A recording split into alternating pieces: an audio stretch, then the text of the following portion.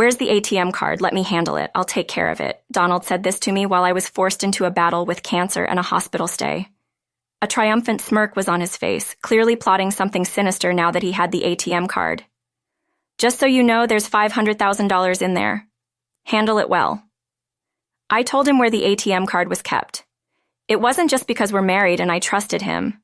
I had a plan, a thorough scheme to bring Donald down. When I returned home, wanting to grab some things, what I found on the table was a divorce application. As expected, the ATM card was gone. Operation successful. To anyone, it would seem like a hopeless situation, but this was just the beginning of my revenge. I'm Emily, a housewife in my 40s, living with my husband, Donald. Initially, our marriage was problem-free, but now our relationship has completely soured. The main reason? Donald's true nature. Donald was deceptive, pretending to be a kind, caring husband for the first 2 months of our marriage. However, after those 2 months, he showed his true colors. A belief that a wife should always prioritize her husband underpinned his terrible personality. I was constantly subjected to his harsh words.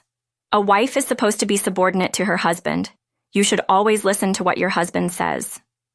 That was Donald's mantra. If I ever failed to fulfill his whims, he would hurl cruel words at me regularly. For instance, he insisted on washing his clothes first, then mine, despite it being more economical to wash everything together. Donald stubbornly refused.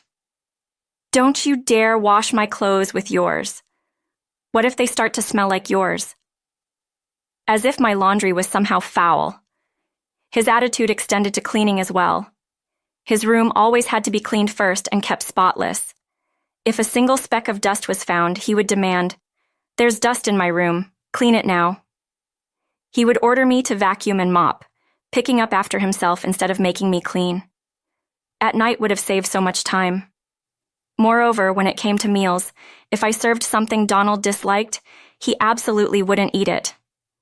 It would have been manageable if it was just about knowing his likes and dislikes, but Donald was capricious.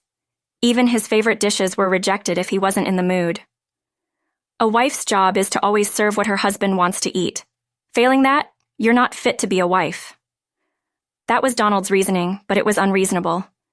Yes, I am Donald's wife, but that doesn't make me omniscient or capable of reading his mind. If he didn't want to eat something because he wasn't in the mood, he could have just told me beforehand what he wanted. But Donald never did that, making it even harder to cater to his whims. I was honestly fed up with his childlike tantrums. It was unbearable, and I knew I couldn't possibly fulfill all his whims. However, each time I made a mistake, the atmosphere at home worsened and our relationship deteriorated, so I couldn't completely ignore his demands either. Such a forced lifestyle was bound to take its toll eventually. Doing household chores, I lost consciousness. It seems I made a loud noise when I collapsed, and a concerned neighbor contacted the building manager, who found me and called an ambulance. Taken to the hospital and regaining consciousness, I was immediately admitted for tests. My wishful thinking, "I hope they don't find anything wrong," was shattered. I had developed cancer. Whether it was due to the illness or not, I experienced dizziness severe enough that I couldn't stand.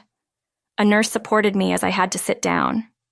Suddenly, the doctor then advised contacting family members.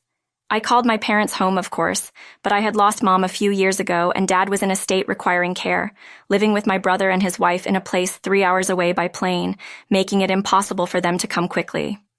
So I contacted Donald but only got his voicemail. I left a message, but he didn't even read it. He had turned off notifications for messages from me, so he would likely notice it quite late. I could have gone myself, but the doctor advised against it, so I gave up on that idea. Then a few hours later, Donald finally contacted me. "I'll come to the hospital tomorrow. Wait for me." That was the entirety of his brief message. No concern for my condition, nothing. I wasn't even sure if he would really bring my belongings. His indifference felt like a weight on my body. First of all, I had explicitly asked Donald to bring my belongings today. I needed a change of clothes for today, and there were various necessities, like toiletries, left at home. I needed them today, without fail. Despite repeatedly messaging this to Donald, there was no response. After a few hours of distress, Donald finally read the message and bluntly replied, "Shut up and be quiet." Considering I was hospitalized for cancer and this was an emergency, his attitude was shockingly disappointing. Not that I had much hope in Donald to begin with. Ultimately, he didn't come to the hospital that day. I had tried to be realistic, but part of me couldn't let go of hope, making my first day in the hospital even more difficult. The nurses sympathized with me, which only added to my pain. The next day, around noon, just as promised, Donald showed up. Seeing me, he casually remarked, "You look healthier than I thought. I expected you to be more frail." His comment was infuriating. "Just put down the bags and leave," I said angrily. Tilting his head, he replied, "I didn't bring any bags." What was he here for then? Wasn't he supposed to bring my things? Unable to contain my anger, I glared at him. "What's that look for?" He seemed annoyed by this and glared back. His unreasonable behavior was too much, but I tried to stay calm. "Then why are you here if you didn't bring my things?" "There's no point," I asked in an angry tone. His reply was, "I had another errand." Confused, I asked, "Another errand? What is it?" Donald hesitated as if he had something to say. "If you have something to say it now." Impatient and sleep-deprived from anxiety, I pressed him. Finally, with a laugh, he said, "Where's the ATM card? Let me manage it. Trust me." Donald came to find out where the ATM card was. It all made sense now. He came to take control of the ATM card to seize our savings for his own use. At his self-centeredness, even in this situation, I couldn't help but sigh deeply. Yet Donald seemed unfazed, smiling as if nothing mattered. I couldn't deal with him anymore, so I decided to act. "There's $500,000, so please take care of it," I said. "$500,000? Donald exclaimed in a mix of surprise and delight. For context, Donald was just an ordinary office worker, and so was I. Before marriage, we never did any job that could earn a fortune, so where did this wealth come from? The answer: stocks. I started investing in after becoming a housewife, as suggested by a friend. While juggling household responsibilities, I had recently made a fortune in the stock market. However, I had no intention of spending such a large sum immediately and decided to save it for the future. Ideally, I would have kept the existence of this $500,000 secret, fearing Donald's selfish actions if he knew about it. But now, fueled by a desire for revenge, I needed to trap Donald, who had repeatedly behaved selfishly. So, I had to reveal the existence of this money. Donald was surprised, even flustered, by the higher-than-expected amount. Smiling gently at him, I said, "The ATM card is in the third drawer of the shelf. You'll manage it, right?" Seemingly dumbstruck until now, Donald replied energetically. It seemed he had fallen for the trap perfectly. "I'll leave the rest to you," he said, leaving the room briskly. He probably planned to get the ATM card and withdraw the $500,000, unaware of the obvious trap. Donald seemed to believe everything was going according to his plan, but it wasn't that easy. Fortunately, today was a holiday, and the bank's counters were closed. With Donald at work tomorrow, he probably wouldn't be able to withdraw the money until the evening. That gave me enough time to execute my revenge plan. After discussing it with my doctor, I was granted permission to leave the hospital for a short time. Tomorrow my revenge would take place then, and I couldn't wait. The next day, as planned, I decided to return home to fetch my belongings. This was merely a pretext to get permission to leave. My real goal lay elsewhere. Despite it being only a day, I missed my home terribly. Donald was at work, so the house was empty. Upon entering, I saw 2 papers on the living room table, a divorce application and a letter. "Sorry for the rush, but let's get divorced. Please write and submit the divorce application." That was the content of the letter. Out of caution, I checked the shelf and found the ATM card gone. Quickly realizing Donald had taken it, normally one might feel dismayed at such a large sum of money being stolen, but I remained smiling. Operation successful. I couldn't help but let those words slip out. If Donald had been there, he would have been furious, wondering what I meant. First, I filled out the divorce application. then gathered the essentials I needed for my hospital stay, and left the house I had shared with Donald for so many years. Of course, I submitted the divorce application on my way, severing all ties with him. Back at the hospital, I prepared for the battle ahead, discussing various matters. Later, relaxing in the hospital, I noticed several missed calls on my phone, all from Donald. He had also sent messages asking the same thing. Tell me how to withdraw the money. It was something along those lines. Noticing that I had read the messages, my phone rang again, not wanting to disturb my roommate. I moved to the common area where phone calls were permitted and called back Emily. Finally, I can't withdraw the money. Please tell me how to do it. Donald's voice was more frantic than I imagined. He probably needed the $500,000 immediately for some reason, but I felt no obligation to help him. If you can't withdraw it, just give up, I replied coldly. Don't be so harsh. We were husband and wife after all. Maybe we should help each other out, Donald pleaded. What nonsense about being husband and wife, about helping each other. Donald's actions were nothing noble. He was trying to betray me to satisfy his greed, nothing more. There was no way I would respond to Donald's feelings. Are you having trouble withdrawing the money? I asked. Donald responded, Yes, I urgently need the $500,000. Please help me. It seemed Donald was in a situation where he urgently needed the money. Despite having the ATM card for the account holding the $500,000, he couldn't withdraw the funds. Thinking he might be doing something wrong, he contacted me for instructions. As I listened to Donald's explanation, he begged, Please help me. His voice was weaker than I had ever heard, clearly desperate. The thought of him being so cornered almost made me laugh. I decided to confront Donald with the harsh reality. The method is correct, but the ATM card you have now won't work anymore. Upon hearing this, Donald's voice rose in disbelief. What do you mean? Normally, an ATM card should work. It's true, an ATM card should work, but the one you have is now useless. Why? Because I filed a theft report earlier in the day.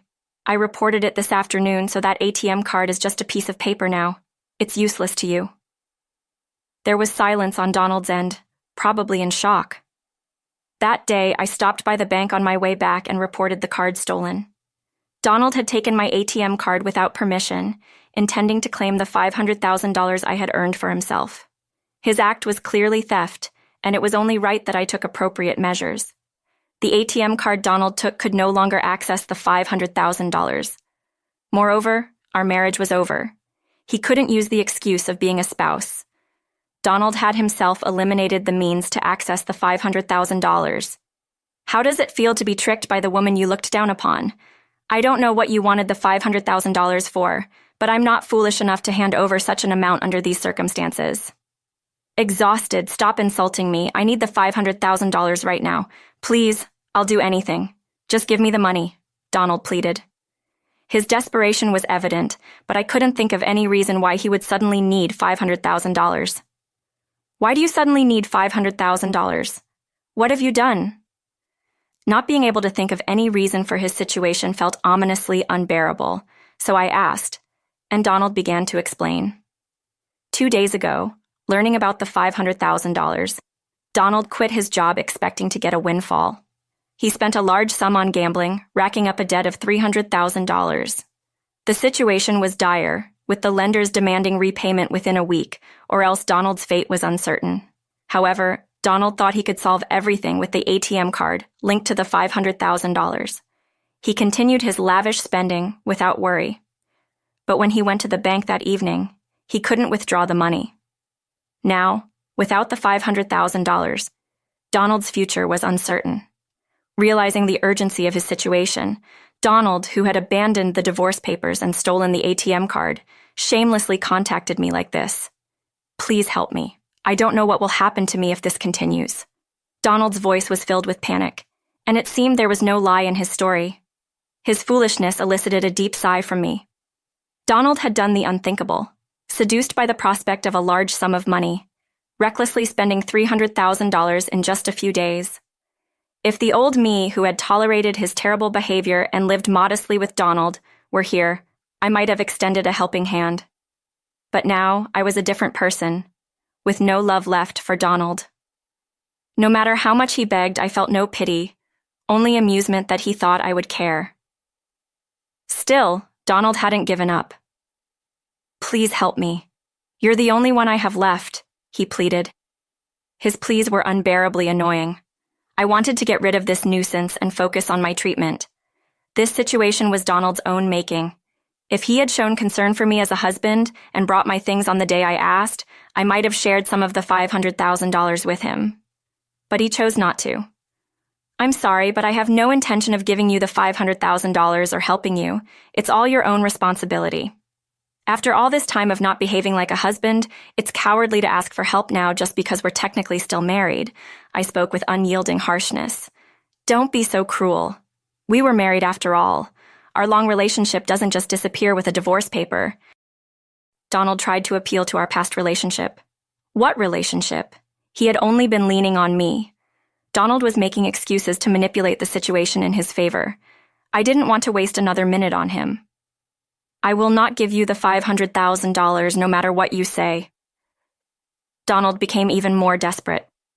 "Please, Emily, I'm begging you. You're the only one I can turn to. If you abandon me, I don't know what will happen to me." It was as if he was blaming me for his plight, but it was Donald's fault. If he hadn't recklessly splurged, he wouldn't be facing this future. If Donald hadn't decided to cut me off just because he thought he had access to money, none of this would have happened. "Stop making excuses. You're reaping what you sowed. Handle it yourself. Goodbye." With that, I ended the call. I ignored several subsequent calls from Donald and blocked his contact to ensure no further communication. Since the divorce papers were duly submitted, Donald and I are officially strangers now. I embraced my newfound freedom and faced my battle with cancer, which, after a long struggle, I finally overcame and was discharged from the hospital. I heard from a friend that Donald's whereabouts have been unknown since then. After losing contact with me, he desperately reached out to his in-laws and friends trying to borrow money. However, his urgency and the amount needed, $300,000, raised suspicion, and nobody lent him a penny. In other words, he was unable to repay the $300,000 he borrowed. Donald's fate is unknown to me, but he's likely suffering more than if he were in hell. I couldn't help but feel a sense of deep satisfaction. As for me post-cancer, I moved out of the house I shared with Donald, found a new home, and began working from home, enjoying my independence. Fortunately, my finances are secure. Friends occasionally ask if I'll find new love, but recalling my hellish life with Donald has put me off marriage. I prefer to live freely,